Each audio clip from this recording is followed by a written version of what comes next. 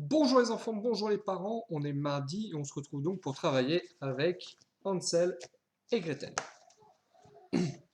Donc la semaine dernière on a avancé dans l'histoire d'Hansel et Gretel un petit peu, on a vu maintenant que la vieille dame était en fait une sorcière. Et aujourd'hui on va donc s'entraîner à raconter l'histoire depuis le début, avec en plus le passage qu'on a vu la dernière fois. Donc comme toutes les séances d'Hansel et Gretel, ça commence par vous qui racontez ce que vous vous rappelez. Hein, quand on raconte, c'est pas la même chose que quand on lit. On raconte avec ce dont on se rappelle. Donc, vous racontez l'histoire depuis le début jusqu'au moment où on s'est arrêté. D'accord? Et ensuite, moi, je vais raconter. Je ne vais pas lire. Le livre, je vais le mettre de côté, vous voyez.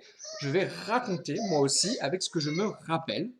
Et comme ça, ben, on va pouvoir un peu comparer, voir si vous avez oublié des choses, si vous en avez changé, si moi j'en ai oublié, si j'en ai changé, si on en a rajouté. Et comme ça, en s'écoutant un peu tous, eh ben, on s'aide à mieux raconter. Donc je fais une pause, vous racontez, et ensuite vous pouvez relancer la vidéo pour m'écouter raconter. Je fais la pause, c'est à vous.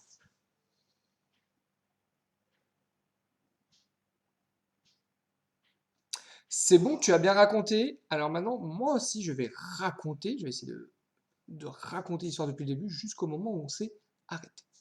Tu es prêt? C'est parti. Il était une fois deux enfants.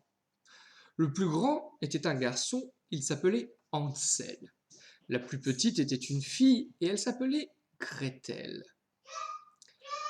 Ils vivaient dans une famille pauvre.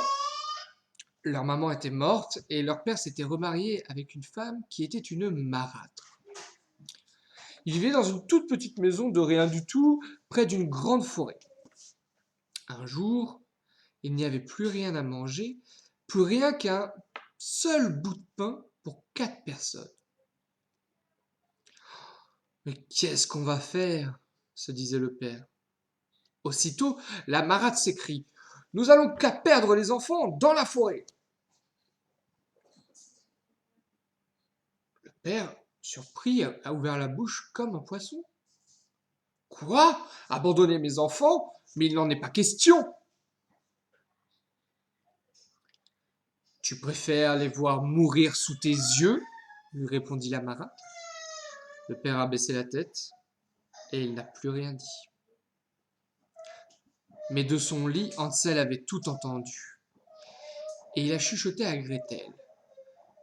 Ne t'en fais pas, Gretel. Tu vas voir ce que tu vas voir. Le lendemain matin, la marâtre a réveillé tout le monde. Allez hop, debout! Nous allons dans la forêt, votre père et moi devons couper du bois. Avant de partir dans la forêt, elle a distribué le pain qui restait entre chaque personne. Gretel tenait son pain bien serré dans sa main, mais au fur et à mesure qu'ils avançaient dans la forêt, Hansel utilisait le sien pour faire un petit chemin de miettes. Arrivé dans une clairière, le père a fait un grand feu. Ah, allez, venez les enfants, venez près du feu, vous réchauffez. Gretel avait remarqué des larmes dans les yeux de son père. Mais papa, pourquoi tu pleures? Non, je ne pleure pas, je ne pleure pas. C'est la fumée du feu, c'est tout. Allez, venez, venez, jouez autour du feu. Nous viendrons vous chercher plus tard. Alors les enfants, ils ont joué toute la journée autour du feu. Ils entendaient les bruits de la hache contre le bois. Schlac, schlac, schlac, schlac. Ils ont partagé le pain de Gretel. Mais quand la nuit est tombée, personne n'était venu les chercher. Et ils se sont rendus compte que le bruit qu'ils avaient entendu toute la journée était une branche d'arbre accrochée par la marâtre pour qu'elle cogne avec le vent. Hansel se tourne vers Gretel et lui dit « Ne t'en fais pas, Gretel, tu vas voir ce que tu vas voir. » La lune était grosse, ronde, on en voyait comme en plein jour, et Hansel s'est mis à la recherche de son petit chemin de miettes. Mais malheureusement, les oiseaux avaient tout mangé. Impossible de retrouver son chemin dans une telle forêt. Le lendemain matin, les enfants se sont réveillés en entendant un chant.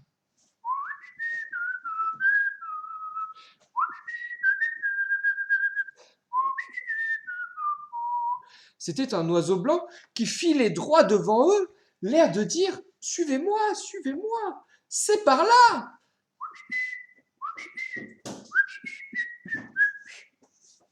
Alors les enfants ont suivi l'oiseau jusque dans une prairie.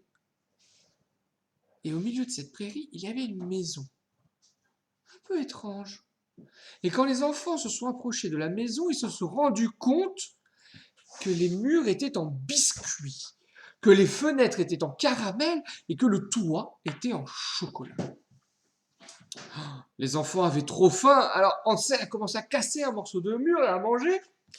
Gretel a léché la fenêtre.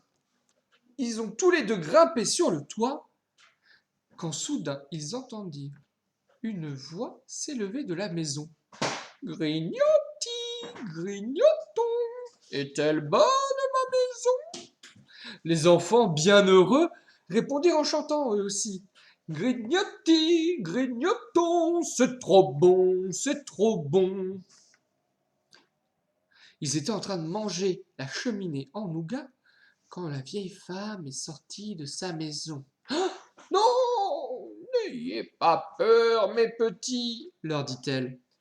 Non, venez, venez. Elle les attrape par la main et les fait rentrer chez elle. Elle les installe à table à l'intérieur et elle leur sert des gaufres, des crêpes, des glaces, que des bonnes choses à manger. Ils n'avaient jamais autant mangé de leur vie. Puis, la grand-mère leur dit « mangez donc, mes petits, mangez, on ne sait pas qui vous mangera. » Puis elle les emmena se coucher dans des petits lits en bois sculpté, avec un matelas bien doux et des couvertures bien matelassées.